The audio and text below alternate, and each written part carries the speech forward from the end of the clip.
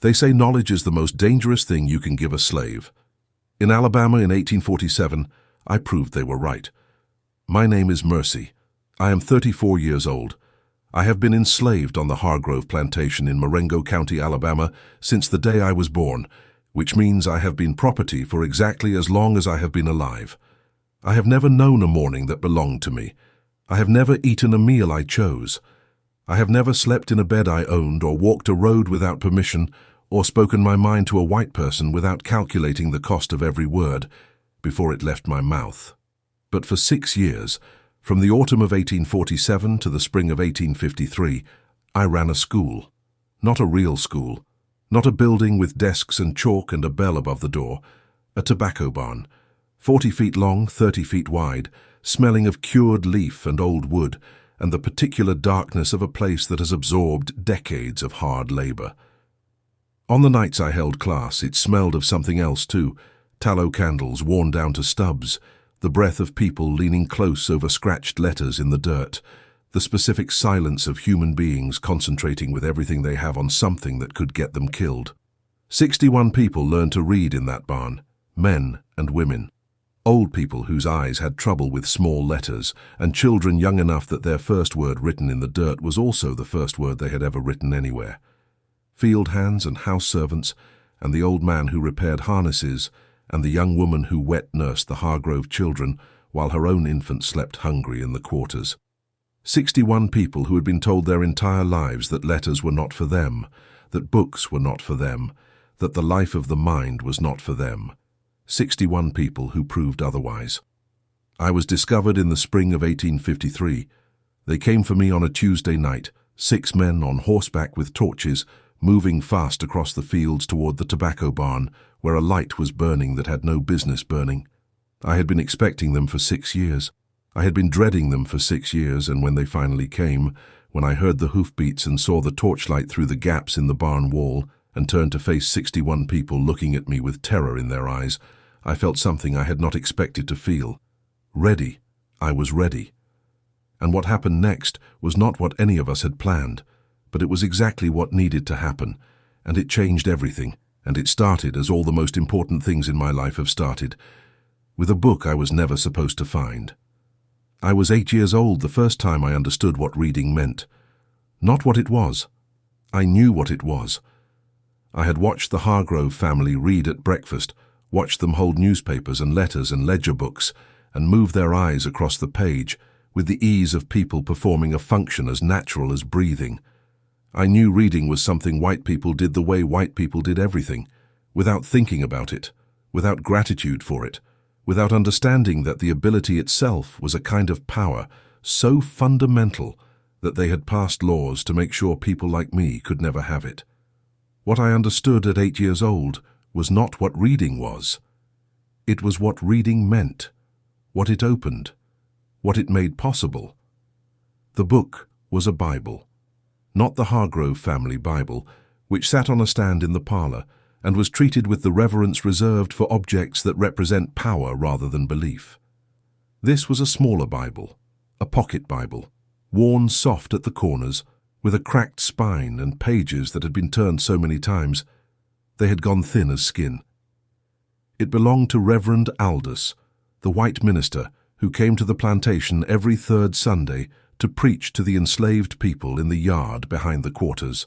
Reverend Aldous was not a kind man. He was not a cruel man either. He was simply a man performing a function, delivering sermons about obedience and patience, and the rewards awaiting faithful servants in the next life, sermons carefully constructed to make slavery seem not just tolerable, but divinely ordained. He had been preaching these sermons for so long that I believe he had ceased to think about them. They came out of him the way water comes out of a pump, automatically, without examination. He forgot his Bible one Sunday, left it on the fence post where he'd set it while adjusting his coat before mounting his horse. I found it 20 minutes after he rode away, lying in the dirt, pages riffling in the October wind. I should have turned it in, given it to the overseer or the house manager or anyone white who could have returned it to its owner. That is what an 8-year-old enslaved girl in Alabama was supposed to do with a white man's property she found on the ground. Pick it up, hand it over, make herself invisible in the transaction. Instead, I opened it. I don't know why. I had never held a book before, had never been this close to one without someone else holding it. The pages felt different from anything I had touched, thin and deliberate, each one carrying marks that meant something to someone, that unlocked something in someone's mind when their eyes moved across them. I held it the way you hold a thing whose power you sense but cannot name. I looked at the marks on the page for a long time. They were meaningless to me. Completely, absolutely meaningless. Just shapes, arranged in patterns that my mind could not enter. I was standing outside a door I didn't have a key for, pressing my face against the wood and hearing music on the other side and not being able to get in. I took the Bible to the one person on the plantation I thought might help me. Her name was Grandmother Celia. She was not my grandmother. She was not anyone's grandmother in the biological sense.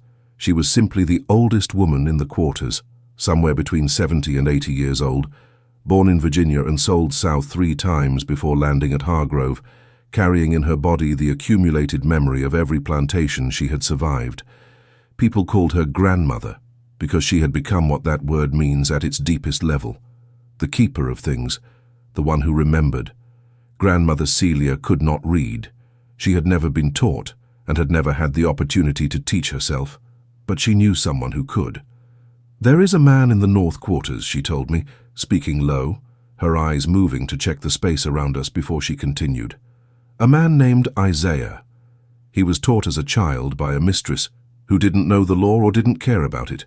He can read. But you do not tell anyone I told you that, child. You do not tell anyone that man can read. Do you understand me?" I understood her. I understood the weight in her voice, the specific gravity of information that could destroy a person if it landed in the wrong hands. I found Isaiah the next evening. He was a tall, thin man in his 40s, a field hand with hands so calloused they looked like they'd been built from wood rather than flesh. He was sitting outside his cabin mending a harness strap when I approached him with the Bible held out in front of me like an offering. He looked at the Bible. He looked at me. He looked at the Bible again. "Where did you get that?" Reverend Aldous forgot it. His eyes went to the space around us. The quarters were settling into evening, people moving between cabins, the smell of whatever was cooking for supper drifting through the air. No overseers visible, no white faces. "Come inside," he said. The sons were educated at home by a tutor until they were old enough for the academy in Demopolis. The daughter was educated at home until she was old enough for marriage. I watched all 3 of them learn to read. Watched the tutor, a young man from Georgia named Mr. Peters, sit with them at the parlor table with their primers and their slates, building their literacy the way you build a house, foundation first, then walls, then roof. I watched and said nothing, and understood everything. The Hargrove Library was small by the standards of wealthy planters, but substantial enough. 40 or 50 volumes, mostly practical, agricultural manuals, legal references, a few histories, the Bible, some volumes of sermons, 2 or 3 novels that Mistress Louisa had brought from her family home when she married. Those books lived behind glass doors in the parlor cabinet, visible but not accessible to me in any formal sense. I read them all over the course of 20 years, not all at once, not openly. I read them 10 minutes before dawn when the house was still dark and I was the first one up to start the kitchen fire. I read them during the half hour after the family retired at night when my duties were technically finished. I read them in brief intervals during the day when I was sent to dust the parlor and could spend 5 minutes with a book open on the shelf before me, reading standing up, replacing it exactly as I found it, leaving no evidence of my trespass. I read the agricultural manuals and understood more about tobacco cultivation than most of the overseers. I read the legal references and understood more about Virginia and Alabama property law than I was supposed to know. I read the histories and found myself and people like me in the margins, in footnotes, in sentences that described us as economic units rather than human beings, and felt a cold fury that had nowhere to go except deeper inside me, where it hardened into something permanent. I read the novels and discovered that other worlds existed, that human lives could be arranged differently, that suffering was not universal and inevitable, but specific and constructed, built by particular people making particular choices that could theoretically be unmade. And I read the Bible, the same Bible that Reverend Aldous brought to preach submission, and found in it a completely different book from the one he preached from, a book full of liberation, of people in bondage finding their way to freedom, of the powerful brought low and the lowly raised up, of a God who noticed the suffering of enslaved people and acted. I kept all of this inside me for 26 years and said nothing and let them think I was sensible and obedient and limited and safe. I was none of those things. I was patient. The decision came in the autumn of 1847, and it came as the most important decisions in my life have come, not from a moment of inspiration, but from a moment of witnessing something so unbearable that continuing to do nothing became impossible. His name was Thomas. He was 12 years old, a field hand's son, with his father's broad shoulders already visible in his slight frame and his mother's quick eyes. He had been caught with a primer, not stealing it, not using it for anything subversive. He had found it in the road where it had fallen from a wagon, a children's primer with the alphabet illustrated on the first pages, ABC with pictures of animals. He had picked it up because it was a book, and books were mysterious, and he was 12 years old and curious. The overseer found it in his cabin during a routine search. Thomas couldn't read it. I couldn't read a word of it. Had never been taught, had no idea what the marks meant, had simply been drawn to the object, the way children are drawn to things that seem to contain secrets. He was punished anyway. The possession of a book, regardless of whether you could read it, was sufficient provocation in Marengo County, Alabama, in 1847. The assumption was that intention was present even if ability was not. I won't describe what they did to Thomas. I will say that he was 12 years old, and that I was required to be present, and that the sounds he made did not stop for a very long time, and that his mother stood 3 feet from me, with her hands balled into fists so tight her knuckles had gone grey, and neither of us could move or speak, or do anything except bear witness. That night I lay in my small room off the kitchen, where house servants slept, and stared at the ceiling, and made a decision that I had been circling for 26 years without allowing myself to land on it. If they were going to punish people for books, the books should be worth the punishment. If they were going to beat a child for the mere possession of a primer he couldn't read, then someone should teach these children to read. If the crime was going to be committed regardless, the crime should mean something. I would open the school, not immediately, not recklessly. The discipline that had kept my secret for 26 years would now be applied to building something. I would plan carefully, move slowly, make no mistakes I could avoid, and give as many people as possible the thing that Isaiah had given me before anyone discovered what I was doing.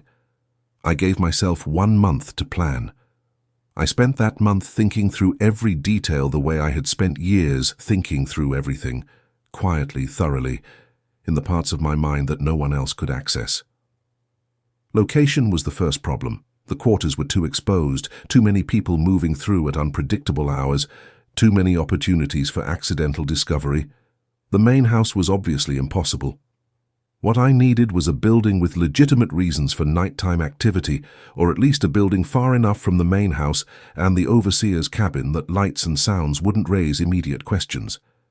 The tobacco barn sat on the eastern edge of the property, 300 yards from the nearest overseer's cabin, separated from the quarters by a stand of pine trees that blocked sightlines.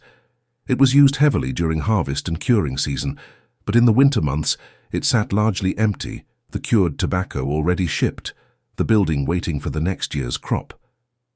In those empty months, an oil lamp burning inside after dark would be visible only to someone specifically looking for it from the east, which meant from the fields, which meant from nowhere anyone had reason to be at night. The tobacco barn was my school. Time was the second problem. Not time during the day. That was impossible. Everyone accounted for, everyone visible, every absence noticed. Night was the only option, but not every night. Not so regularly that patterns emerged, that absences from sleeping quarters became conspicuous. that anyone looking at the comings and goings of 63 people could identify something irregular. I settled on 2 nights per week, rotating which nights to prevent predictability, always after 10 o'clock when the main house was dark and the overseers had completed their final rounds, never lasting past 3 in the morning when the earliest risers began to stir. 5 hours of darkness, twice a week in a tobacco barn 300 yards from the nearest white person's bed. Students were the third problem and the most delicate. I could not announce what I was doing, could not ask for volunteers, could not trust that everyone I approached would keep the secret, or that everyone who kept the secret would be equally safe to tell.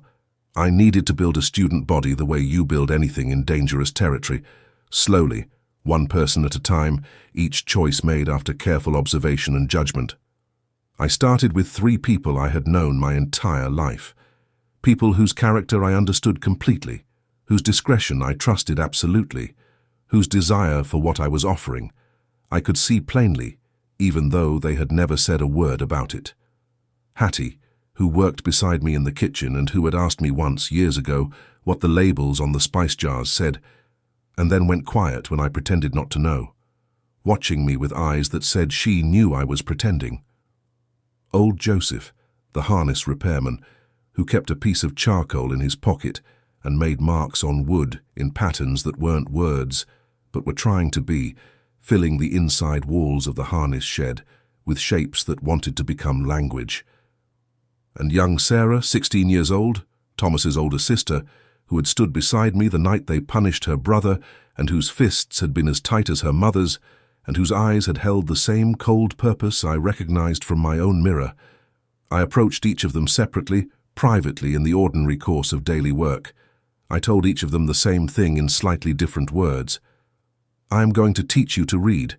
Tell no one. Come to the tobacco barn on Wednesday night after 10 o'clock. Bring nothing. Say nothing. Then I waited to see what they would do. All 3 came. The first night of school, I was more frightened than I had ever been in my life. Not of discovery, though discovery was a constant presence in the back of my mind, a cold hand on the back of my neck. I was frightened of failure, of the possibility that I would stand in front of 3 people who had trusted me with a dangerous secret and find that I didn't know how to give them what I had promised. Isaiah had taught me to read. No one had taught me to teach. I arrived at the tobacco barn at 9:30, 30 minutes before the others, to prepare. I had brought 3 things: a stub of tallow candles in a clay holder, a piece of charcoal for writing, and a smooth, flat board I had taken from the woodpile behind the kitchen, sanded down with a rough stone until its surface was even enough to take marks legibly.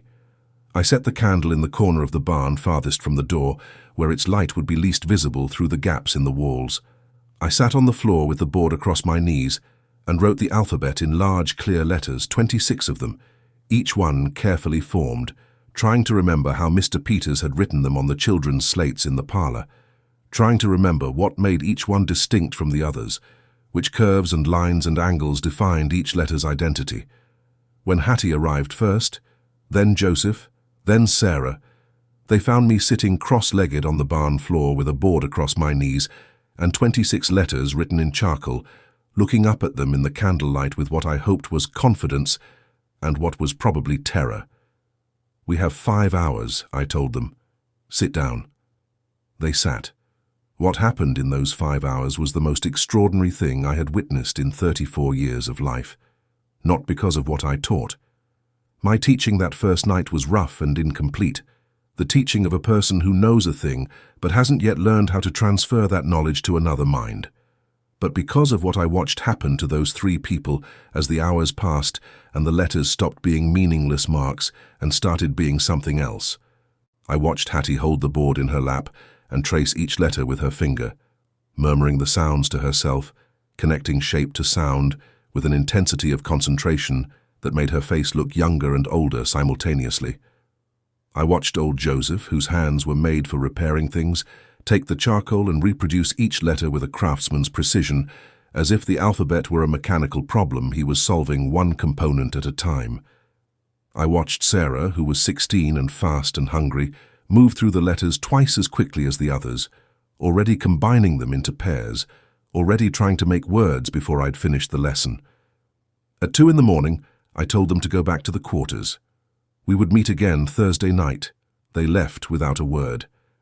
I sat alone in the barn after the candle burned out and felt something I had not expected to feel. Not exactly. Something heavier and more complicated. The specific weight of a person who has started something they know they cannot stop. Word traveled the way words travel in enslaved communities, carefully, selectively, through networks of trust so refined by necessity that they functioned with a precision that white people who believed us incapable of organization could never have imagined. I did not advertise. I did not recruit widely or quickly. I allowed the school to grow at the pace of trust, which is slow by design. Hattie told one person she trusted absolutely.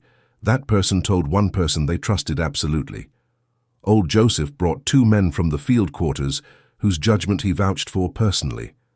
Sarah brought her mother, who brought the woman who slept in the next cabin, who brought no one else because she understood instinctively that the school's survival depended on the quality of its secrets rather than the quantity of its students.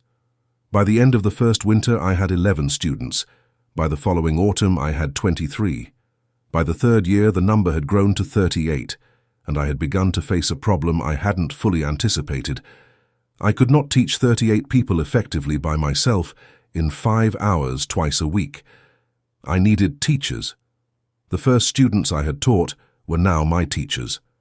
Hattie had been reading for 18 months and had the natural gift of explanation, the ability to find the angle from which a difficult thing becomes simple. I put her in charge of beginners, the people who were coming to the barn with no literacy at all, who needed the alphabet before they needed anything else. Old Joseph, whose precision had made him an excellent student, taught the intermediate group, people who had the letters but hadn't yet assembled them into fluid reading. And Sarah, who had outpaced everyone and was now reading from the one book I had managed to bring to the school, a small volume of collected speeches I had taken from the Hargrove Library and replaced with a decoy, a similar-sized book wrapped in the same leather, taught the most advanced students, the ones who were reading full sentences and moving toward paragraphs. I taught the advanced group myself and supervised everything else. The school had become a school. Not a single teacher with a board and a candle, but a functioning institution with 3 teachers, rotating student groups, a curriculum that moved from letters to words to sentences to full texts, and a code of conduct so thoroughly understood by every participant that it had never needed to be written down. The code was simple. You told no one outside the school. You came when summoned and stayed away when not. You left the barn exactly as you found it. You carried nothing to the barn that could identify you as a student if you were searched on the way. If stopped between the quarters and the barn, you were going to relieve yourself in the field. A common and unremarkable night errand. If pressed further, you knew nothing about any school, any teaching, any gathering. You had been alone. In 6 years, not one person broke the code. Not one person, out of the 61 who passed through the school's instruction, said a word to anyone outside. This is not a small thing. This is an extraordinary thing. 61 people kept a secret for 6 years in a community under constant surveillance, where overseers conducted random searches and offered small rewards for information about rule violations, and made it quietly known that a person who reported something useful to them would receive small favors in return. 61 people chose the school over the favors. 61 people understood what was being built in that tobacco barn and protected it with the specific ferocity of people protecting something irreplaceable. I have thought about this often in the years since. What made 61 people trustworthy in conditions specifically designed to make trust impossible? I think the answer is simple. We were all risking the same thing. There was no hierarchy of danger in that barn, no one whose safety was more protected than anyone else's. The risk was equal, and the investment was equal, and the thing we were building belonged to all of us equally. That equality was its own kind of bond, stronger than any oath, more durable than any promise. I want to tell you what 61 people did with the ability to read, because it was not what I had imagined when I started. I had imagined, in those first weeks of planning, that reading would give people access to information, that they would read newspapers and understand the wider world, that they would read legal documents, and understand their own captivity in new ways, that they would read the Bible for themselves and find in it the same liberation I had found, rather than the submission Reverend Aldous preached. All of this happened. But it was not the most important thing. The most important thing was what happened to people's sense of themselves. Hattie, who had spent 40 years being told in 1,000 direct and indirect ways that she was less than fully human, sat in the tobacco barn one night in her second year of reading and worked through a paragraph of a speech by a man named Frederick Douglass, whose words I had copied by hand onto paper, stolen from the Hargrove house in small quantities over months. She read the paragraph slowly, her lips moving slightly, her finger tracing each line. Then she read it again, faster. Then she sat back and was quiet for a long time. "That man was a slave," she said finally. "Yes. And he wrote this." "Yes." She didn't say anything else. She didn't need to. What had shifted in her face was not expressible in words and didn't need to be. Something fundamental had been revised. Some assumption about the boundaries of what was possible for a person like her had been quietly, permanently dismantled. Old Joseph spent 6 months learning to read and then spent the next 5 years writing. Not reading, though he continued to do that. Writing. He filled every available surface in the harness shed with words, phrases, observations, memories. He wrote the names of every person he had ever known who had been sold away from the plantation, creating a record that existed nowhere else, a testimony to lives that official documents had erased. He wrote in a cramped, careful hand that had started rough and became precise, and when I read what he had written, I understood that what he was doing was not practice. It was preservation. It was an act of witness, as serious and sacred as anything I had ever encountered. Sarah, who had been 16 when she started and was now 22, read everything I could find for her and then began quietly to teach her younger siblings in the quarters during the day, in the intervals when no one was watching. By the time the school was discovered, she had taught 4 children to recognize their letters outside the official school entirely, extending the network in ways I hadn't authorized and couldn't have stopped if I'd tried. 3 men in the school used their literacy to study the maps in the Hargrove agricultural manuals, tracing routes northward, learning the names of towns and rivers and counties, building in their minds a geography of escape that literacy had made available to them. 2 of those 3 men were gone by the winter of 1852, north and free. The third stayed. He told me once that he stayed because the school needed him, and he believed the school mattered more than his individual freedom. I argued with him about this. He was unmovable. A woman named Delia, who had come to the school at age 55, the oldest student I ever taught, learned to read in 8 months with a determination that made the younger students ashamed of their occasional frustrations. She told me she had one specific purpose. She wanted to read her Bible for herself, not to have it read to her, not to hear someone else's interpretation of what it said, to open it and read it herself and form her own relationship with the words inside. When she achieved that, when she sat in the tobacco barn one November night and read the 23rd Psalm aloud to herself for the first time, she cried, not quietly. She cried the way people cry when something they have wanted for so long that has become part of their definition of deprivation is finally given to them. We all sat with her until she was finished, and no one said anything because there was nothing to say. What 61 people did with literacy was build interior lives that no one could touch, inner worlds of language and thought and self-knowledge that existed completely outside the reach of the system that owned their bodies. You could own a person's labor. You could own their time and their movement and their sleep and their food. You could own everything visible and physical about a human being, but you could not own a mind that had been opened by language. You could not re-enter a door that had been unlocked from the inside. The Hargrove plantation owned 63 people. For 6 years, without knowing it, it housed 63 people who were reading. 6 years is a long time to maintain a secret of that magnitude. I want to tell you what it cost because the cost was real, and it was paid daily, and it is part of the story. The constant vigilance was the heaviest part, not the dramatic vigilance of a person on watch for immediate danger, but the low-grade perpetual alertness of someone who can never fully relax, who must always be aware of every conversation happening near them, every eye that lingers a moment too long, every question that might be innocent or might be something else. I developed a kind of secondary attention over those 6 years, a part of my mind that ran continuously underneath everything else, monitoring, assessing, cataloguing. Who had been asked questions by the overseers lately? Whether the search patterns had changed? Whether any of my students had been seen in conversation with white people at unusual times? Whether the barn showed any signs of having been examined? Whether the candle stubs I buried in the dirt floor after each session had been disturbed? This secondary attention never rested.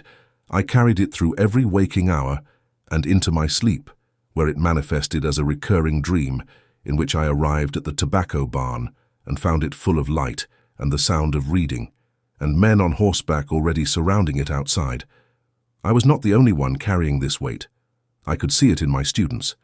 The particular tension of people living doubled lives, the careful management of expression in the presence of white people, the discipline required to perform ignorance convincingly when you were no longer ignorant. Hattie once told me that the hardest part was listening to Mistress Louisa read aloud to her daughters in the parlor, reading slowly and with dramatic emphasis, as if the words required performance to become meaningful, and having to arrange her face in an expression of polite incomprehension while her mind ran 3 sentences ahead of the spoken words. I smiled when she told me that. It was the same face I had been making for 26 years.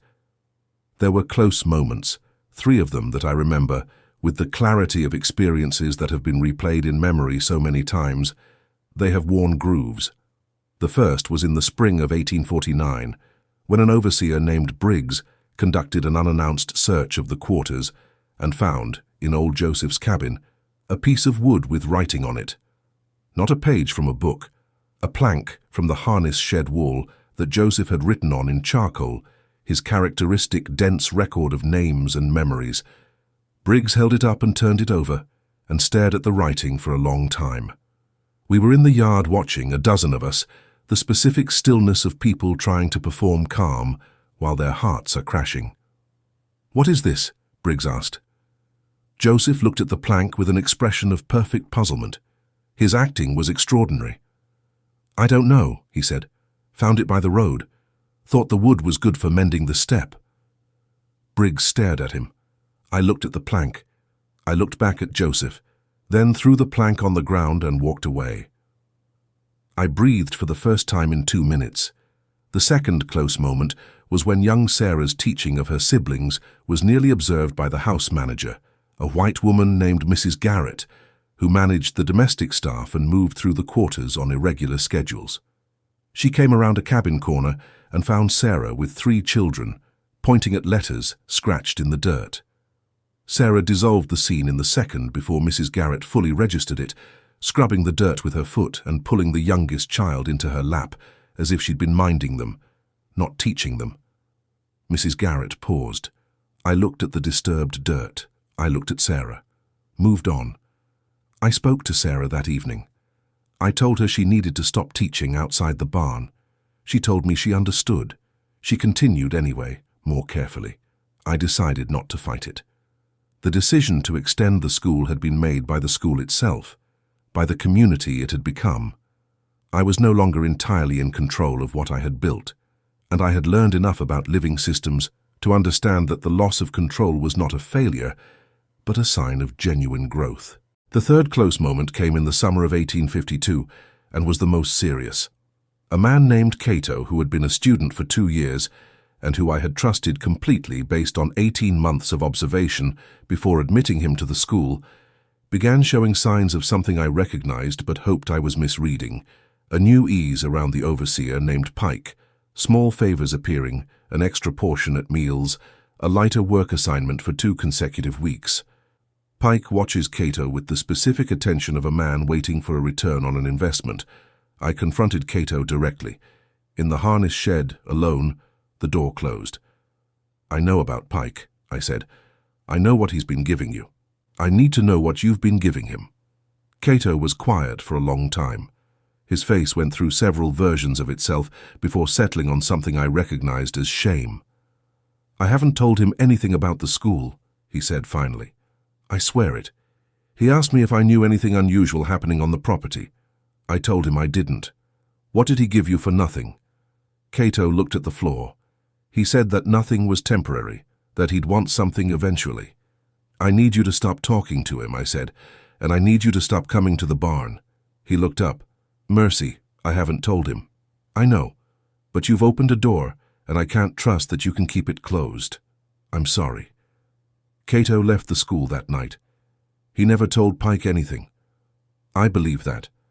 I also believe I made the right decision because the school's survival required not just honesty, but the conditions in which honesty could be maintained, and Cato had allowed a condition to develop that made his honesty structurally unreliable.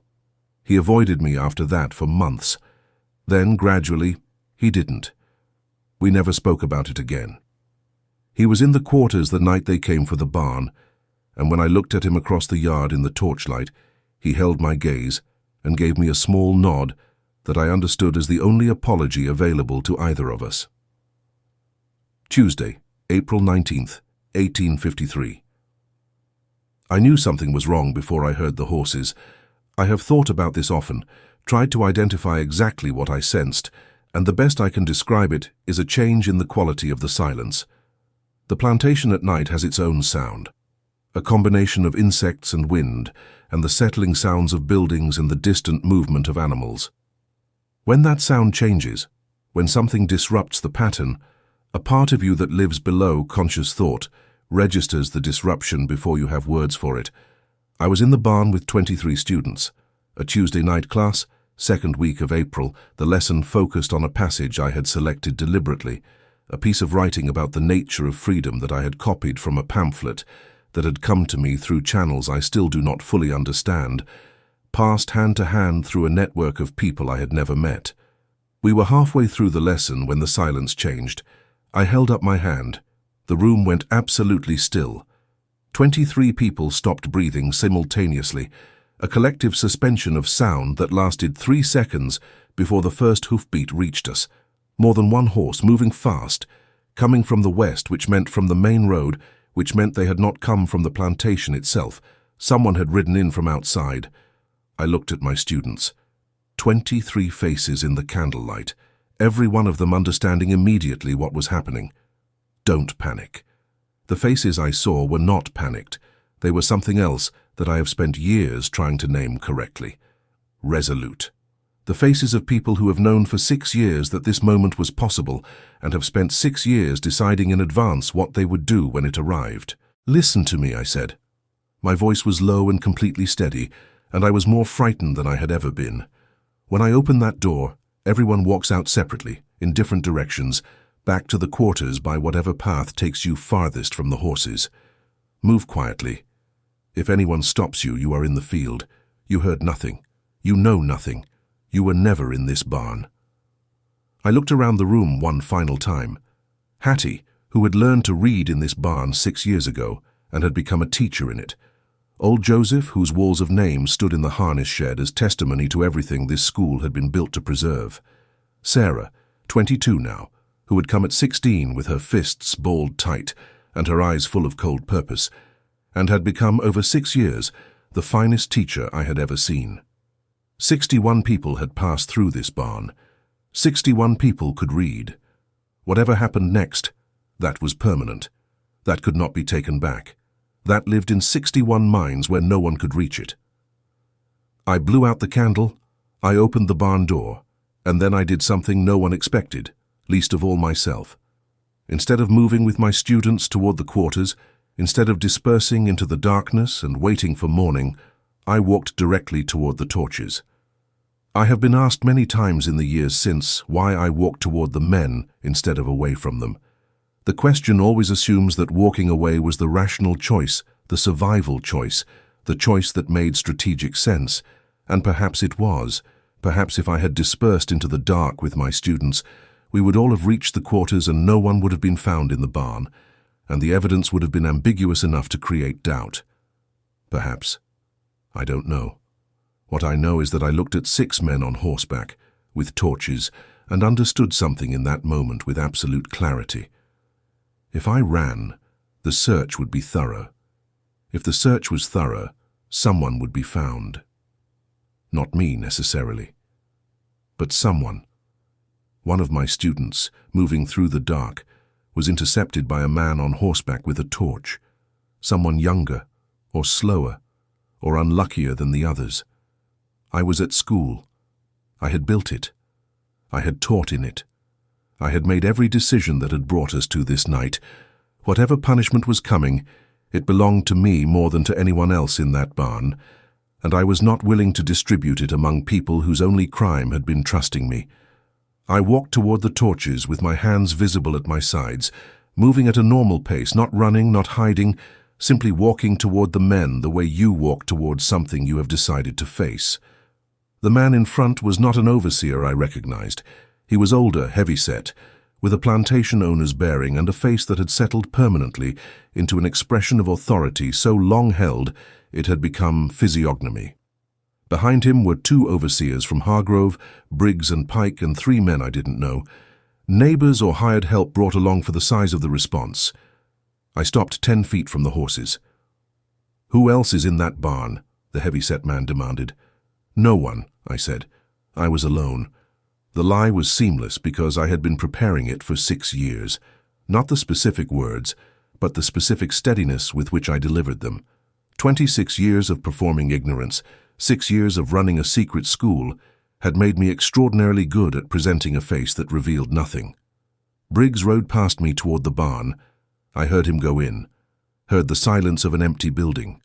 I heard him come back out. "Empty," he reported. My students were gone. Every one of them.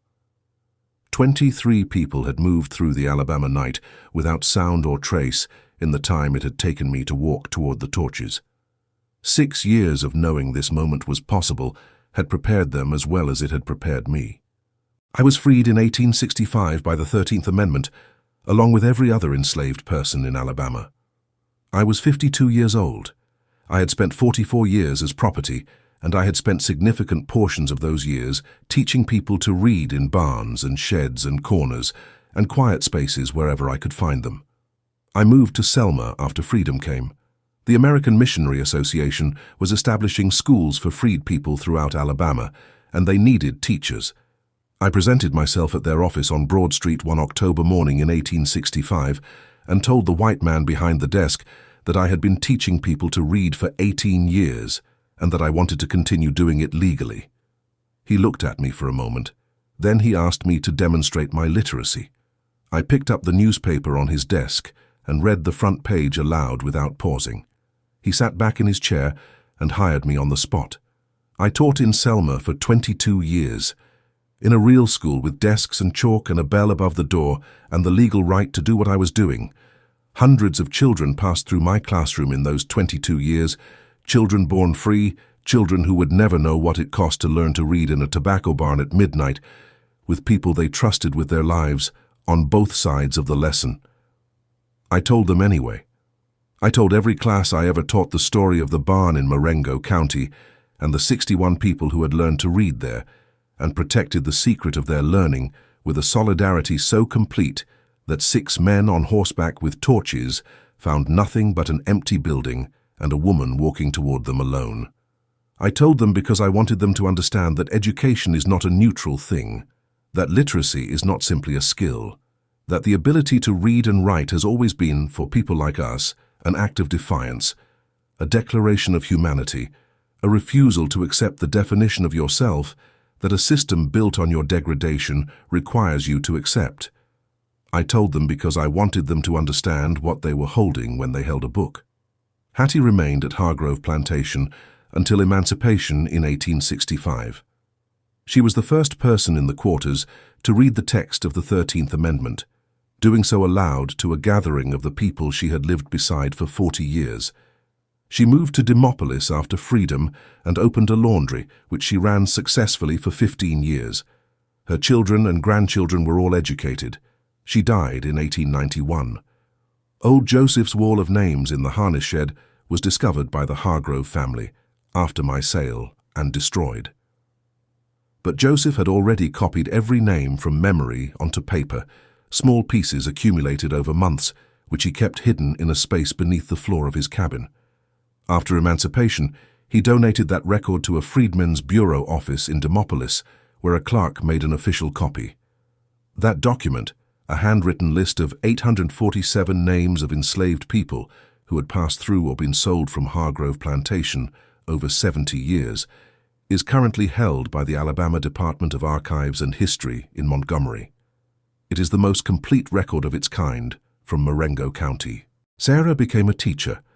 She taught in Marengo County for 30 years, first in the informal schools that formed in the immediate aftermath of emancipation, and then in the public schools established during Reconstruction. She never stopped. Even after Reconstruction ended and funding for black education was systematically gutted by the Alabama legislature, even when the school buildings were inadequate and the supplies were non-existent, and the political will to educate black children had curdled into active opposition, Sarah taught. She retired at 62, having taught in Marengo County for 30 years, and told an interviewer from a Negro newspaper in 1901 that she had learned to read in a tobacco barn at the age of 16, from a woman who walked toward 6 men on horseback, rather than leave her students to be found. The 2 men who used their literacy to plan their escape and went north in the winter of 1852 were never recaptured. One of them, a man named Henry, settled in Cincinnati and worked as a printer for 30 years. Printing. He had learned the alphabet in a tobacco barn in Alabama and spent his free life working with letters, setting type by hand, making language visible on paper for a city that had no idea what it owed to a school that no one was supposed to know about.